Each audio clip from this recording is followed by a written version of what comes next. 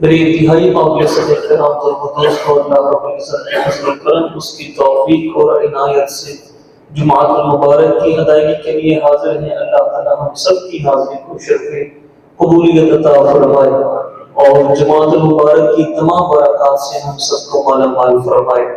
جانب عالم صلی اللہ تعالی علیہ وآلہ وسلم کی فرمان عالی شان کا مفہوم ہے کہ تم میں سے سب زیادہ قریب قیامت کے دن میرے وہ شخص ہوگا جو دنیا میں مجھ پر زیادہ درود پاک پڑھتا رہے گا۔ اللہ تعالیٰ ہمیں کثرت کے ساتھ درود و سلام پڑھنے کی توفیق عطا فرمائے، دنیا میں بھی، قبر میں بھی، حشر میں بھی اور جنت میں۔ جانب عالم صلی اللہ علیہ وسلم کا ہمیں پڑوس نصیب فرمائے۔ بڑی محبت کے ساتھ ان واقعے با آواز بلند پڑھ لیجیے۔ الصلاۃ والسلام علیکم یا سیدی یا رسول اللہ وعلی آلک و اصحابک یا سیدی یا حبیب اللہ۔ الصلاۃ والسلام علیک یا سیدی یا رحمۃ للعالمین وعلی آلک و اصحابک یا سیدی یا شفیع المذنبین۔ پچھلے جمعہ المبارک اور اس سے پچھلے جمعہ المبارک کو ہم نے ختم نبوت کے موضوع پر گفتگو کا آغاز کیا تھا، اور پچھلے جمعہ المبارک میں مرزا قادیانی کی کچھ گستاخیاں وہ آپ کے سامنے پیش کی گئی تھی۔ اللہ تعالی ہمیں اس فتنے سے محفوظ فرمائے اور ہم سب کو اور ہماری نسلوں کو بھی ختم نبوت کے عقیدے پہ قائم رکھے۔ یاد رکھیے، ختم نبوت کا جو عقیدہ ہے اس کو ماننا اسی طرح ضروری ہے جس طرح اللہ تعالیٰ کو ایک ماننا ضروری ہے۔ اگر کوئی بندہ شرک کرتا ہے وہ مسلمان نہیں رہتا، اسی طرح اگر کوئی بندہ حضور صلی اللہ علیہ وسلم کو آخری نبی نہیں مانتا وہ بھی مسلمان نہیں رہتا۔ یہ اساسی عقیدہ ہے، بنیادی عقیدہ ہے۔ اس میں لغزش ہوئی، چاہے بندہ کوئی نماز پڑھے، نفل پڑھے، جو مرضی کرے، اس کی کوئی عبادت قبول نہیں۔ آج کل ایک فتنہ سوشل میڈیا کا زمانہ ہے، اور کس نے بھی بات پہنچانی ہو سوشل میڈیا پہ بیٹھتا ہے، پیغام پہنچا دیتا ہے۔ ایک شخص کہتا ہے نہیں جی، جو شخص اپنے آپ کو مسلمان کہتا ہو اسے کافر کہنے کا کوئی حق نہیں ہے، چاہے وہ کسی بھی چیز کا انکار کرے۔ اب میں آپ سے پوچھتا ہوں، اگر کوئی بندہ پڑھے لا الہ الا اللہ محمد رسول اللہ صلی اللہ علیہ وسلم، لیکن وہ کہے میں اللہ کو ایک نہیں مانتا، کلمہ پڑھتا ہے، وہ مسلمان ہونے کا کلیم کرتا ہے کہ وہ مسلمان ہو، لیکن وہ اللہ کو ایک نہ مانے، مسلمان نہیں رہ سکتا۔ اس طرح اگر کوئی کہے کہ میں قرآن کو نہیں مانتا، کلمہ پڑھے وہ کہے میں قرآن کو نہیں مانتا، یہ قرآن وہ قرآن نہیں ہے، وہ مسلمان ہے؟ چاہے وہ مسلمان ہونے کا کلیم کرے، وہ کہے میں مسلمان ہوں، لیکن اگر کوئی شخص مسلمان ہونا کے کلیم کرے تو اس کے لیے ضروری ہے کہ مسلمان ہونے کے لیے جو حدود ہیں اس کے اندر رہے، اس کا انکار نہ کرے۔ ایسے ہی اگر کوئی شخص مسلمان ہونے کا کلیم کرتا ہے، کہتا مسلمان ہوں، تو اس پر ضروری ہے کہ وہ ختم نبوت کے عقیدے پر بھی قائم رہے۔ اگر وہ ختم نبوت کے عقیدے پر قائم نہیں ہے تو مسلمان نہیں ہے۔ یہ اللہ تعالیٰ کے پیارے حبیب صلی اللہ علیہ وآلہ وسلم نے بے شمار احادیث لا نبی بعدی، میرے بعد کوئی نبی نہیں، میرے بعد کوئی نبی نہیں، میرے بعد نہ کوئی رسول ہے نہ کوئی نبی ہے۔ آپ صلی اللہ علیہ وسلم کے زمانے میں ایک شخص ہوا تھا یمن کے اندر، یمامہ کے اندر، مسیلمہ اس کا نام تھا، اور سرکار عالم صلی اللہ علیہ وسلم کے پاس وہ آیا تو آپ صلی اللہ علیہ وسلم اس وقت ایک باغ میں تھے اور آپ کے ہاتھ میں کھجور کی ایک ٹہنی تھی۔ تو اس نے کہا کہ میں آپ کو اللہ کا رسول مان لیتا ہوں، لیکن میری ایک شرط یہ ہے کہ آپ کی نبوت میں مجھے شریک کریں، نبوت میں مجھے شریک کریں۔ تو آپ صلی اللہ علیہ وسلم نے فرمایا نبی تو میں ہی ہوں اور میرے بعد کوئی نبی۔ ٹھیک ہے، پھر آپ کے بعد مجھے خلیفہ بنا دیں، آپ صلی اللہ علیہ وسلم نے فرمایا تو خلافت کی بات کرتا ہے، میں تجھے یہ کہ میرے ہاتھ میں ٹہنی ہے میں تجھے یہ بھی نہیں دوں گا، میں تجھے یہ بھی نہیں دوں گا۔ وہ واپس چلا گیا۔ اب یمامہ مدینہ پاک سے بہت دور اور وہاں کے لوگ ابھی نئے نئے اسلام میں داخل ہوئے تھے۔ اب وہاں جا کر اس نے یہ افواہ پھیلائی اور ساتھ اس کے ساتھی بنے کہ مجھے اللہ کے رسول نے نبی نبوت میں شریک کر دیا ہے اور میں بھی اللہ کا رسول ہوں۔ یاد رکھیے گا یمامہ میں مسیلمہ نے جو اپنا عبادت خانہ مسجد تو اسے نہیں دیں گے، جو اس نے اپنا عبادت خانہ بنایا تھا اس عبادت خانے میں اذان یہی دی جاتی تھی، یہی اذان اللہ اکبر اللہ اکبر اشہد ان لا الہ الا اللہ اشہد ان محمد رسول اللہ، لیکن ساتھ میں اشہد ان مسیلمہ کا رسول یہ بھی وہ کہلایا کرتا تھا اور اس کے تابعین اس کو مانتے تھے۔ لیکن آپ صلی اللہ علیہ وآلہ وسلم نے کیا فرمایا، لا نبی یا باقی میرے بعد کوئی نبی نہیں۔ اور جناب صدیق اکبر رضی اللہ عنہ کے زمانے میں جناب صدیق اکبر نے پورا لشکر بھیجا اور اس کو اس کو نابود فرمایا، اور اس کا نام مشہور مسیلمہ کذاب۔ کذاب کسے کہتے ہیں؟ جھوٹے کو۔ مسیلمہ کذاب اس کا لقب آج تک مشہور ہوا، 1500 سال ہو گئے کوئی اس کو مسیلمہ اکیلا نہیں کہتا، مسیلمہ کذاب کہتا ہے کہ آپ صلی اللہ علیہ وسلم کے بعد کوئی نبی اونچی بات نہیں بن سکتا۔ اب یہ آج کے پچھلی صدی کے اندر یہ مرزا قادیانی وہ آیا اور اس نے آ کر نبی ہونے کا دعویٰ کیا، اس نے بڑے دعوے کیے، شروع جس سے ہوا اس نے پہلے ولی ہونے کا دعویٰ کیا، پھر اس نے کہا کہ میں مہدی ہوں۔ میں کیا ہوں؟ بولو، مہدی۔ اب یہ میں نے آخری جو ہماری گفتگو ہوئی تھی میں وہیں سے لے کے چلتا ہوں۔ مرزے نے جو اپنا خاندان بتایا ہے تو وہ خاندان اس نے 4-5 قسم کا بتایا۔ یہ ارائی فیملی بیٹھی ہے، یہ کھوکر بیٹھے ہیں، کوئی جٹ بیٹھا ہے، کوئی راجپوت ہے۔ ایک بندے کی ایک ہی فیملی ہوتی ہے، ایک ہی خاندان ہوتا ہے، ایک ہی وہ نسل سے آ رہا ہوتا ہے، اس کی 2 نسلیں نہیں ہوتی۔ اب مرزا نے یہ بتایا کہ میں فارسی الاصل ہوں۔ یہ اس کی کتاب کے اندر کتاب البریہ اور روحانی خزائن کے اندر بھی اس کی بہت معتبر کتاب ہے ان کی قادیانیوں کی، اس کے اندر بھی لکھا میں فارسی الاصل ہوں کہ میرا خاندان فارسی ہے۔ اچھا فارسی کیوں کہا؟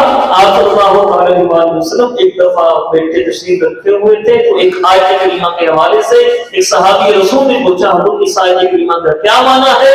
تو آپ صلی اللہ علیہ وآلہ وسلم خاموش رہے، انہوں نے پھر پوچھا، سرکار پھر خاموش رہے، پھر پوچھا۔ آپ صلی اللہ علیہ وسلم کے پاس سلمان فارسی بیٹھے ہوئے تھے۔ کون؟ اونچی بات سے سلمان فارسی بیٹھے ہوئے تھے۔ تو آپ صلی اللہ علیہ وآلہ وسلم نے فرمایا اگر ایمان سوچا پر بھی پہنچ جائے اس کی قوم کے لوگ اس ایمان کو پا لیں، اس ایمان کو پا لیں۔ ابھی کس کے حوالے سے کہا گیا؟ سلمان۔ اب انہوں نے مرزے نے یہ حدیث پڑھی، اس نے کہا میں تو فارسی، ایک خاندان ہوا اس کا، اب دوسرا خاندان۔ مرزا نے یہ لکھا، یہ بھی روحانی خزان کے اندر کہنے لگا کہ ہماری قوم مغل برلاس ہے اور میرے بزرگوں کے پرانے کاغذات سے جو اب تک محفوظ ہیں معلوم ہوتا ہے کہ وہ اس ملک میں سمرقند سے آئے تھے۔ کہاں سے؟ کہاں؟ فارس اور کہاں؟ سمرقند۔ تو کون ہوا؟ پہلے اس نے کیا دعویٰ کیا؟ فارسی کا۔ پھر اس نے کیا دعویٰ کیا؟ مغل کا۔ 2 قومیں ہو گئی، اب تیسری سنی کا میں سید ہوں۔ میں کون ہوں؟ سید ہونے کا دعویٰ کیوں کیا؟ اب حدیث پاک میں امام مہدی کے حوالے سے آپ صلی اللہ علیہ وسلم نے یہ بتایا کہ قرب قیامت امام مہدی تشریف لے کے آئیں گے اور ان کے آنے سے اسلام دوبارہ عروج پائے گا۔ آپ صلی اللہ علیہ وآلہ وسلم نے ان کی چند نشانیاں بیان کی، وہ نشانیاں سماعت کیجیے گا۔ ابو داؤد شریف کی حدیث پاک ہے، آپ صلی اللہ علیہ وآلہ وسلم نے فرمایا کہ المہدی من اطرتی من ولد فاطمہ، کہ میری مہدی جو ہوگا یہ میری اولاد فاطمہ سے ہوگا۔ اونچی بات سے بولتا، میری اولاد کس سے ہوگا؟ فاطمہ سے۔ اب جو سیدہ فاطمہ کی اولاد ہے وہ کیا کہلاتی ہے؟ سید، وہ سید کے نام۔ اچھا، آپ صلی اللہ علیہ وآلہ وسلم کی ترمذی کی حدیث پاک عبداللہ بن مسعود رضی اللہ تعالیٰ عنہ فرماتے ہیں کہ سرکار نے ارشاد فرمایا دنیا اس وقت تک ختم نہیں ہوگی جب تک میرے گھرانے کا ایک آدمی مہدی جو میرا ہم نام ہوگا، نام بھی کیا ہوگا؟ محمد، ہم نام ہوگا، عرب کا بادشاہ نہ بن جائے گا۔ فرمایا جو مہدی ہوگا وہ عرب کا بادشاہ بھی بنے گا۔ یہ سرکار نے نشانیاں بیان کی۔ پہلی نشانی سید ہوگا، میری بیٹی فاطمہ کی اولاد سے ہوگا۔ دوسری نشانی عرب کا بادشاہ بنے گا اور میرے ہم نام پہ اس کا نام ہوگا۔ پھر آپ صلی اللہ علیہ وسلم نے تیسری نشانی بیان فرمائی۔ یہ حدیث پاک کی بلوچ شریف کے اندر عبداللہ بن مسعود رضی اللہ تعالیٰ عنہ روایت کرتے ہیں۔ توجہ ہے، اصل میں نے اس موضوع کو کمپلیٹ کرنے سے میں تیزی سے پڑھ رہا ہوں اس کو، توجہ ہے نا آپ کی۔ امام مہدی کی نشانیاں سماعت کیجیے گا۔ حضور نے ارشاد فرمایا، ابو داؤد شریف کی حدیث پاک ہے، اگر دنیا کا ایک دن بھی رہ جائے تو اللہ تعالیٰ اس دن کو ڈمپا کر دے گا یہاں تک کہ اس میں ایک شخص کو مجھ سے یا میرے اہل بیت میں سے اس طرح برپا کرے گا کہ اس کا نام میرے نام پر، اس کا نام میرے نام پر، اس کے والد کا نام میرے والد کے نام پر، محمد بن عبداللہ، اس کی ماں کا نام میری ماں کے نام پر۔ اس سرکار نے نشانیاں بیان کی۔ اور وہ عدل و انصاف سے زمین کو بھر دے گا جیسے آج ظلم سے زمین بھری ہوئی ہے۔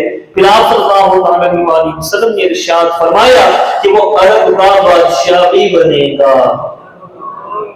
امام مہدی کی یہ نشانیاں خود آپ صلی اللہ علیہ وسلم نے بیان فرمائی اور فرمایا اگلی حدیث پاک میں وہ دوسری کی فرمایا کہ وہ زمین کو عدل انصاف سے بھر دیں گے اور ان کی حکومت 7 سال رہے گی، 7 ایئرس۔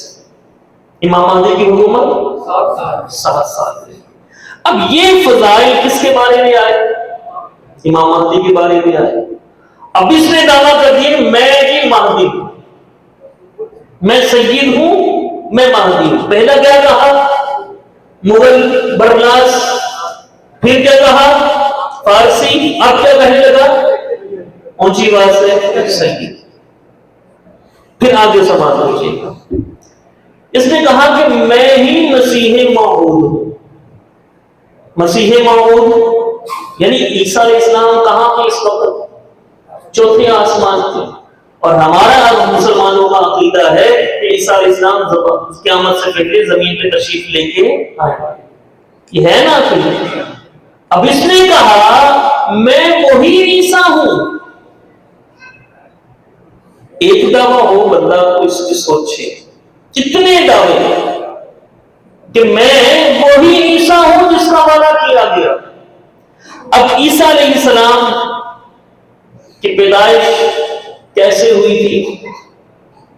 ان کے باپ کا نام بولو، ان کا باپ تھا نہیں، ان کی ماں کا نام مریم۔ تو مرزا کے تو باپ تھا نا، غلام مرزا اس کا نام تھا، تو یہ وہ عیسیٰ کیسے ہو سکتا؟ یہ میں آپ کو یہ چیزیں واضح طور پہ بتا رہا ہوں، اور یہ کوئی ایسے نہیں ہوائی باتیں، یہ دعویٰ کیا ہے۔ آج بھی اس کے آپ قادیانی چینل کھول کے دیکھ لیں، وہاں پہ اس کو مسیح موعود کہتے ہیں۔ مسیح موعود جو لوٹ کے آنے والا ہمارا مسیح عیسیٰ علیہ السلام کا لقب ہے نا۔ اب عیسیٰ علیہ السلام کی جو آنے کی نشانیاں وہ کیا ہوں گی، یہ بھی سماعت کیجیے گا۔ اب سب سے پہلے عیسیٰ علیہ السلام کا باپ، اس کا باپ ہے، اس کا باپ ہے۔ پھر عیسیٰ علیہ السلام کا نام عیسیٰ، اس کا نام کیا ہے؟ غلام محمد۔ اب سنیے گا، آپ صلی اللہ علیہ وسلم نے ارشاد فرمایا، یہ بخاری شریف کی حدیث پاک ہے، فرمایا اس ذات کی قسم جس کے قبضہ میں میری جان ہے، وہ زمانہ آنے والا ہے جب ابن مریم یعنی عیسیٰ علیہ السلام تم میں ایک عادل اور منصف حاکم کی حیثیت سے اتریں گے۔ عیسیٰ علیہ السلام جب آئیں گے تو حاکم بنیں گے۔ کیا بنیں گے؟ حاکم۔ یہ حاکم بنا، یہ حاکم نہیں بنے، وہ صلیب کو توڑ ڈالیں گے۔ عیسیٰ علیہ السلام صلیب ہوتی ہے، صلیب کو توڑ ڈالیں گے، سوروں کو ماریں گے، جزیہ کو ختم کر دیں گے، اور اس وقت مال کی اتنی زیادتی ہوگی کہ کوئی مال لینے والا نہیں رہے گا۔ قیامت کی نشانیوں میں سے ایک بڑی نشانی عیسیٰ علیہ السلام کا نزول۔ سرکار نے اس حدیث پاک میں، یہ بخاری کی حدیث پاک ہے، کتنی نشانیاں بیان کی؟ پہلی کہ عیسیٰ علیہ السلام جب آئیں گے تو حاکم بنیں گے، دوسری صلیب کو توڑیں گے، تیسری سوروں کو ماریں گے، چوتھی جزیے کو ختم کریں گے، اور پانچویں مال کی بہت زیادتی ہو جائے گی، حتیٰ کہ کوئی مال لینے والا نہیں رہے گا۔ کوئی کسی کو مال دے گا نا، وہ کہے گا نہیں بھائی مجھے ضرورت نہیں، مجھے ضرورت نہیں۔ اب کوئی یہ نشانی اس حدیث میں 4 سے 5 میں آتی ہے، کوئی ایک نشانی اس حدیث میں پائی جاتی ہے؟ بولو، نہیں پائی جاتی۔ لیکن جب آنکھوں میں پٹی بندی ہو نا، تو ہندو چاہے پی ایچ ڈی کر لے، ڈاکٹر بن لے، پوچھتا بد کو ہی ہے۔ اور پوچھتا کس کو ہے؟ وہ جس کو اپنے ہاتھوں سے اس نے بنایا۔ جب آنکھوں میں پٹی باندھ جائے، اب اس کے فالوورز اس کے وہ جو ماننے والے اس کے آنکھوں میں پٹی بن گئی، اتنی واضح نشان ہے۔ اب آگے سماعت کیجیے گا، یہ مشکات شریف کی حدیث پاک ہے، حدیث نمبر 5508۔ سرکار نے ارشاد فرمایا عیسیٰ بن مریم زمین کی طرف نازل ہوں گے، نکاح کریں گے، اولاد ہوگی، اور زمین میں 45 سال رہیں گے۔ کتنے؟ مہدی کے بارے میں کیا فرمایا؟ 7، اور ان کے بارے میں 45 ایئرس۔ فرمایا 45 سال رہیں گے، اور پھر جب ان کا انتقال ہوگا تو فرمایا ان کی قبر میری قبر کے ساتھ بنے گی۔ یہ سرکار صلی اللہ علیہ وسلم نے ایک ایک چیز کھول کھول کر بیان کی۔ اب اس حدیث پاک میں کتنی نشانیاں ملی کہ کتنے سال رہیں گے؟ 45۔ اور پھر کیا ہوگا؟ جب ان کا انتقال ہوگا تو میرے ساتھ میرے روزے کی میری قبر کے ساتھ قبر بنے گی۔ ابھی روزہ والے میں کتنی قبریں؟ 3۔ سرکار دو عالم صلی اللہ علیہ وسلم، صدیق اکبر، فاروق اعظم رضی اللہ تعالیٰ عنہ، اور ساتھ میں عیسیٰ۔ اب یہ سرکار کی قبر ہے، 7 صدیق اکبر کی اور 7 فاروق اعظم، اور سرکار کے اس پہلو میں جناب عیسیٰ کے لیے اب بھی جگہ ہے، اونچی بات سے کہیے۔ یہ اللہ تعالیٰ کے فیصلے ہوتے، اللہ کے فیصلے ہوتے۔ اب پھر ایک اور نشانی سنیے گا، عیسیٰ علیہ السلام کہاں پر نزول فرمائیں گے؟ مسلم شریف کی حدیث پاک میں فرمایا وہ دمشق کے مسجد میں ایک سفید مینارے کے قریب 2 فرشتوں کے کندھوں پر ہاتھ رکھتے ہوئے مینار سے زمین کی تشریف لیتے آئے۔ یہ سرکار نبی غیب دان ہمارے آقا صلی اللہ علیہ وسلم نے کھول کھول کر ہر چیز بیان کی۔ فرمایا کہ دمشق کے جو جامع مسجد ہے اس کا مینار جو سفید ہے، اس پہ کیسے نازل ہوں گے عیسیٰ علیہ السلام؟ 2 فرشتوں کے کندھوں پہ ہاتھ رکھتے ہوئے وہ زمین پر اتریں گے۔ تو اب یہ میں نے چند علامتیں آپ کے سامنے یہ میں نے عیسیٰ علیہ السلام کی پیش کی۔ اب اس مرزے نے کیا کہا؟ میں مسیحی ماحول ہوں۔ اب اس کو کیا کہا جائے کہ یہ کذاب ہے کہ نہیں؟ بولیں۔ اب اس نے جو گستاخیاں کی ہیں نا اللہ کی شان میں، حضور کی شان میں، صحابہ کی شان میں، وہ میں اس کا چند باتیں میں آپ کو سنا چکا۔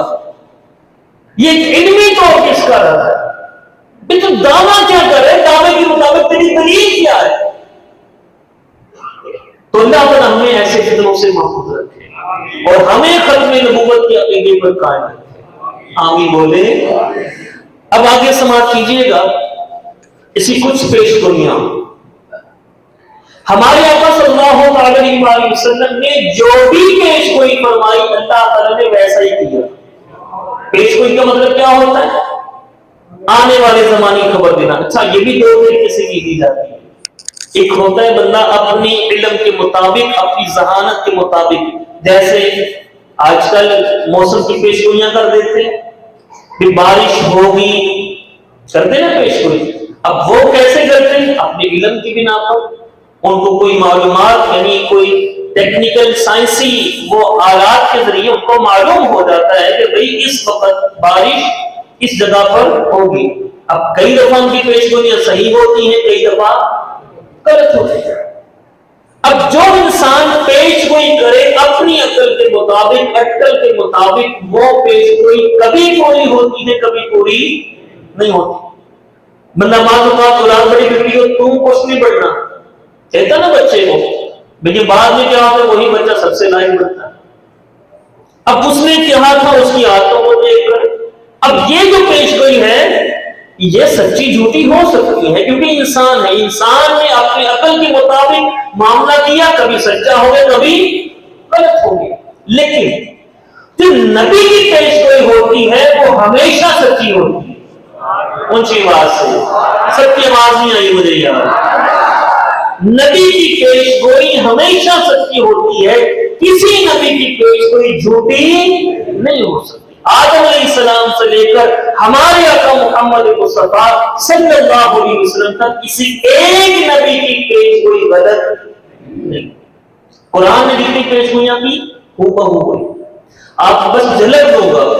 آپ صلی اللہ علیہ وسلم خانہ کعبہ چڑھنے لگے. کفار مکہ کا دور تھا، مکہ ابھی اسلام کا اظہار ہوا تھا. سرکار خانہ کعبہ کے اندر جانے کے لیے چڑھے. ایک شخص جس کا نام تھا عثمان، انہوں نے روک دیا. آپ بھی جا سکتے، ابو جہل جا سکتا ہے، لہب جا سکتا ہے، باقی سارے کافر جا سکتے ہیں، آپ بھی جا سکتے ہیں. ابھی ابتدا اسلام کی ہوئی ہے، سرکار نے اعلان نبوت فرمایا ہے. آپ صلی اللہ علیہ وسلم نے عثمان بن طلحہ جس نے روکا تھا سرکار کو، کہا کہ عثمان اس وقت تیرا کیا عالم ہوگا جب یہ خانہ کعبہ کی چابیاں میرے ہاتھ میں، اور میں جس کے ہاتھ میں دوں گا پھر اسی کے ہاتھ میں رہے. یہ سرکار نے پیش گوئی فرمائی، اور سرکار اللہ کے نبی، اللہ کے محبوب. اب عثمان بن طلحہ کہتے ہیں کہ میں نے کہا اس وقت قریش مکہ کے سردار یہ مرے ہوئے ہوں گے، یہ کیسے ہو سکتا ہے؟ لیکن پھر وہ زمانہ آیا، مکہ فتح ہوا، سرکار دو عالم صلی اللہ علیہ وسلم خانہ کعبہ کی سیڑھیاں چڑھے، دروازے پہ جانے لگے. کہا عثمان کہاں ہے؟ اب عثمان بن طلحہ آئے، کہا چابیاں کہاں؟ چابی دو. اب چابی دی. کہا عثمان وہ وقت یاد ہے؟ وہ وقت یاد ہے میں نے کہا کہ یہ چابیاں میرے ہاتھ میں آئیں؟ جی حضور آپ نے کہا تھا. فرمائے لے، اب تجھے یہ محمد دے رہا ہے صلی اللہ علیہ وسلم، اور یہ ہمیشہ تیری نسل کے پاس رہے گی. اور آج تک خانہ کعبے کی چابیاں عثمان بن طلحہ کی نسل کے پاس ہیں. یہ میرے آقا کی پیش کی سچی ہوئی تھی. اب آپ آگے سنیے. آپ صلی اللہ علیہ وسلم ہجرت کر رہے ہیں. مکہ والوں نے اعلان کیا جو محمد کو پکڑ کے لائے گا 100 اونٹ اس کو انعام کے طور پہ دیے جائیں گے. اب مکہ والے ان کے جاسوس بندے پیچھے لگے. ایک شخص تھا سراقہ بن مالک، بات یہ بھی صحابی سنت، وہ پیچھا کرتے کرتے سرکار کے پاس جناب صدیق اکبر نے دیکھا سراقہ حضور پکڑیں گے، فرمایا آنے کو دو. اب سراقہ قریب آئے، گھوڑا زمین میں دھنس گیا، ٹانگیں زمین میں، وہ گھبرا گیا. کہا میں غریب ہوں، اختصار عرض کرتا ہوں، میں غریب ہوں اس لیے انعام کی لالچ میں آ گیا تھا، مجھے جانے دیجیے، میں آپ کو نہیں پکڑوں گا، نہ ہی کسی کو بتاؤں گا. حضور نے ارشاد فرمایا کہ سراقہ تو اپنے آپ کو غریب کہتا ہے، میں یہ دیکھ رہا ہوں کہ تیرے ہاتھ میں ایران کے بادشاہ کے سونے کے کنگن ہو گئے. آواز کم ہوتی ہے. ابھی ہجرت ہے، مدینہ منورہ ابھی سینکڑوں مسلمان ہیں، ہزاروں بھی نہیں ہیں، سینکڑوں بھی مسلمان ہیں مکہ پاک میں، مدینہ پاک میں، بس ہزاروں بھی. سرکار کیا پیشگوئی فرما رہے؟ سراقہ تیرے ہاتھوں میں ایران کے بادشاہ کے سونے کے کنگن ہو گئی. سرکار نے پیش فرمایا. آپ صلی اللہ علیہ وسلم کا زمانہ سرکار وصال کر گئے. صدیق اکبر کا زمانہ ہے. ایران فتح نہیں ہوا. اچھا یہ سراقہ جو تھے نا یہ ان کی عمر بھی بڑھتی گئی. یہ ہر جنگ بھی جاتے تھے. بچوں نے کہا ابا جی جانے دیں شہید ہو جائیں گے. کہا نہیں جب تک ایران کے بادشاہ کے سونے کے اندر میرے ہاتھ میں نہیں آئیں گے میں مجھے موت نہیں چھوڑ سکتی. تو سرکار نے فرمایا. سیدنا فاروق اعظم کا زمانہ آیا ایران فتح ہوا وہاں سے مال غنیمت آیا. مسجد نبوی میں مال غنیمت پہ ڈھیر لگے ہوئے وہ کنگن نہیں مل رہے. فاروق اعظم تلاش کر رہے ہیں نہیں مل رہے کنگن. کرتے کرتے کیوں ہوا ایک ساتھی نے پوچھا تو کیا ہوا. کہا کنگن تلاش کرو نہیں مل رہے. تو کہا کہ ہو سکتا نہ ہوگا یہ نہیں ہو سکتا. فاروق اعظم کا کہا یہ نہیں ہو سکتا. تلاش کیا کنگن ملے. کہا سراقہ آؤ دنیا کے ہر مسلمان پہ سونا حرام ہے. سونا پہننا گولڈ پہننا حرام ہے. لیکن سراقہ کو جب فاروق اعظم نے بلایا کہا لے سراقہ اپنے بازو پر یہ تجھے اللہ اس کے رسول نے پہنائے. پیشگوئی پوری ہوئی. بولے کوئی ہوئی نہ. نبی کی پیشگوئی یہ ہزاروں کی سال ہے. حضور صلی اللہ علیہ وسلم قرب قیامت جو پیشگوئیاں فرمائیں وہ ہو رہا ہے ہم اپنی آنکھوں سے دیکھیں. اب مرزے کی پیشگوئی میں سماعت کیجیے گا. ایک خاتون تھی محمدی بیگم. عمر اس کی 9 سال اور مرزے کی اس وقت عمر 45 سال. کتنی؟ اب 45 سال اس کی عمر. اس نے اس کو دیکھا نا تو محمدی بیگم کا جو والد تھا اس کا نام تھا احمد بیگ. احمد بیگ مرزا کے پاس آئے. کہنے لگا تم سرکاری دفتر میں ملازم ہو میرا کام زمین کا پھنسا ہوگا میرا یہ کام تھوڑا ہو. مختصر یہ اس نے کہا یہ روحانی خزائن کے اندر یہ لطیفہ لکھا ہوا میں جو لطیفہ کر رہا ہوں لیکن انہوں نے یہ بات ساری بیان کی. اس نے کہا کہ ایسا کہ تم اپنی بیٹی کا رشتہ مجھے دو میں تمہارا یہ کام کروا دیتا ہوں. اور نہ دیا ہونا تو میرے ساتھ یہ اس کا نکاح. نام کیا تھا اس کا؟ محمدی بیگم. کیا نام تھا؟ محمدی بیگم. اس لڑکی کا نام جو اس کا محمدی بیگم کا والد تھا احمد بیگ مسلمان تھا. اس نے کہا نہیں تجھے میں اپنی بیٹی دے دوں گا.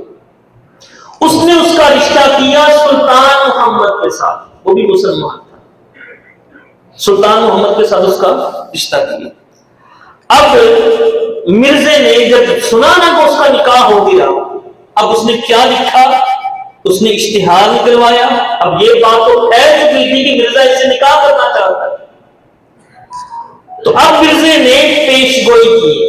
اس نے کہا نفس پیش گوئی یعنی اس عورت محمدی بیگم کا اس عاجز مرزا صاحب کے نکاح میں آنا یہ تقدیر مبرم ہے. تقدیر کی قسم ہے تقدیر مبرم تقدیر معلق. ٹھیک ہے نا.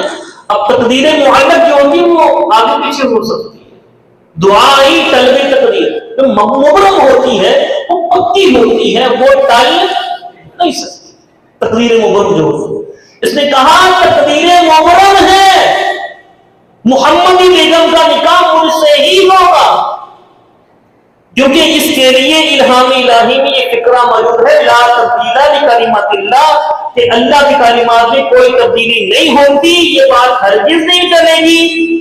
اگر یہ نہ ہو تو خدا کا کلام باطل ہو جائے گا. اس محمدی بیگم کا نکاح مجھ سے ہی ہوگا. سوال پیدا ہوا کہ اس کا نکاح تو مجھ سے ہو گیا تھا سلطان محمد سے.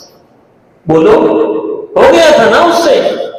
تو یہ دوبارہ کہہ رہا ہے. اس نے کہا سلطان محمد جو ہے وہ 2 سال میں مر جائے گا. یہ پیش گوئی کی سلسلہ. یہ سلطان محمد اس کو پھر مر جانا چاہیے تھا مر جانا چاہیے تھا نا اس کو. لیکن ہوا کیا محمدی بیگم کا اس سے نکاح ہوا. وہ اپنی زندگی خوشی بسر کرنے لگے. مرزا مر گیا لیکن سلطان محمد زندہ تھا. سلطان محمد زندہ تھا. تو اب یہ مجھے بتائیے نبی کی پیشگوئی سچی ہوتی یہ تو کذاب تھا. بس ایک اور بات، مجھے ٹائم کا اندازہ ہے لیکن یہ بس یہ بات کر کے میں اپنی بات ختم کروں گا، اس کو سننا ہے آپ۔ مناظرہ ہوا عیسائی اور قادیانی کا۔ اب اس نے بڑے بڑے دعویٰ کیے، اس کی سستی شہرت کا ہوتا تھا کہ مجھے شہرت مل جائے، شہرت مل جائے۔ اس نے ایک اشتہار چھپوایا، اس میں عیسائیوں کو مناظرے کا چیلنج دیا۔ وہ چیلنج سنیے گا، توجہ ہے آپ کی؟ اس نے کہا مجھے خدا نے اپنی طرف سے قدرت دی ہے کہ کوئی پادری میرے مقابلے میں بحث میں نہیں ٹھہر سکتا۔ بحث میں میرا روب عیسائی علماء پر خدا نے ایسا ڈال دیا ہے کہ ان کو طاقت نہیں رہی کہ میرے سامنے آ سکے۔ خدا نے مجھے روح القدس جبریل کے ذریعے تائید بخشی، اپنا فرشتہ میرے ساتھ کیا، کوئی پادری میرے مقابلے نہیں آ سکتا۔ یہ لوگ بلائے جانے پر بھی نہیں آتے۔ اب عیسائیوں کہہ رہے ہیں تم لوگ بلائے جانے پر بھی نہیں آتے، اور اس کا سبب یہی ہے کہ خدا نے ڈال دیا ہے کہ اس کے سامنے نہیں آ سکتا۔ اگر کوئی آ گیا تو سوائے شکست کے اس کے ہاتھ کچھ نہیں آئے گا۔ اس نے یہ بڑے بڑے اعلان کروانے شروع کیے، اشتہار چھپوائے، لوگوں میں باتیں۔ اب یہ بات ہوئی نا، پھر ایک جگہ پہ لکھتا ہے میں نے 12,000 کے قریب خط لکھے ہیں عیسائیوں کو۔ کتنے؟ یہ مکتوبات احمدیہ، یہ جو اس کی ہے مرزا قادیانی کتاب، کہتا 12,000 کے قریب خط میں نے عیسائیوں کی طرف لکھے، لیکن ایک بھی نامی پادری یورپ، امریکہ، ہندوستان میں باقی نہ رہا ہوگا جہاں تک میرا خط نہ پہنچا، لیکن کوئی بھی میرے سامنے نہیں آیا۔ اچھا یہاں تک تو بات ٹھیک تھی۔ اب جب اتنا بڑا دعویٰ سنا نا، تو عیسائیوں نے پھر اپنا پادری کھڑا کیا، اس کا نام تھا عبداللہ آتھم۔ کیا نام تھا؟ منشی واد سے عبداللہ آتھم۔ عبداللہ آتھم نے کہا میں مناظرہ کروں گا۔ قصہ مختصر یہ، اب عبداللہ آتھم کے ساتھ مناظرہ اس کا طے ہو گیا۔ 12 دن طے پائے مناظرہ میں۔ کتنے؟ 12 دن۔ کہ 6 دن مرزا گفتگو کرے گا، مرزا اپنے دعویٰ کرے گا، دلیل دے گا، اور جو عبداللہ آتھم ہوگا وہ اس میں جرا کرے گا، اور 6 دن عیسائی جو ہے وہ اپنا دعویٰ کرے گا، دلیل دے گا، مرزا اس کا رد کرے گا۔ 12 دن مناظرہ ہوگا۔ شرائط رکھ لی گئی۔ مرزا کا ایک خاص معاون تھا، اس کا نام تھا حکیم نور الدین۔ کیا نام تھا؟ یہ نام یاد رکھیے گا، حکیم نور الدین۔ مناظرہ شروع ہوا، گفتگو شروع ہوئی، لیکن مرزا نہیں قابو پارا۔ حتیٰ کہ 6 کے 6 دن اس کے بھی گزر گئے، 6 دن اس کو بھی گزر گئے، لیکن قابو نہیں پایا۔ اس نے پھر مرزا نے پیش گوئی یہ کی کہ مجھے یہ الہام ہوا ہے میرے خدا کی طرف سے کہ 15 مہینوں کے اندر اندر عبداللہ آتھم مر جائے۔ 15 مہینوں کے اندر اندر عبداللہ آتھم مر جائے گا۔ اب یہ دعویٰ یہ اس نے پیش کی مرزے نے۔ اب 15 دن، 15 مہینے، دن نہیں 15 مہینے، اگر یہ نہ مرا میں جھوٹا، یہ سچا۔ اگر یہ نہ مرا میں جھوٹا، یہ سچا۔ ہوا یہ تھا کہ حکیم نور الدین نے دیکھا نا کہ مناظرے دھاک میں بیٹھ گئے۔ عبداللہ آتھم کو کھانسی آئی، کھانسی میں کچھ خون نکلا۔ حکیم نور الدین بڑا سیانا آدمی تھا، اس نے کہا یہ جو خون نکلا ہے نا، یہ اس کو جو ہے نا ٹی بی ہے، سخت قسم کی بیماری، اور یہ جو خون نکلا اس نے زیادہ عرصہ زندہ نہیں رہنا، 3 مہینے 4 مہینے بعد 8 مہینے، بس اتنا ہی۔ اس نے مرزے کو کہ آپ پیش گوئی کر دیں، سال میں سال نہیں 1.5 سال کہتا ہوں، 15 مہینے کہتا ہوں، 15 مہینے، اس میں نہ مرا تو میں جھوٹا، اس نے اعلان کر دیا۔ اب آگے سے سوال سنیے گا، یہ اس نے کیا کیا دعوے کیے، توجہ ہے ذرا ایک دفعہ۔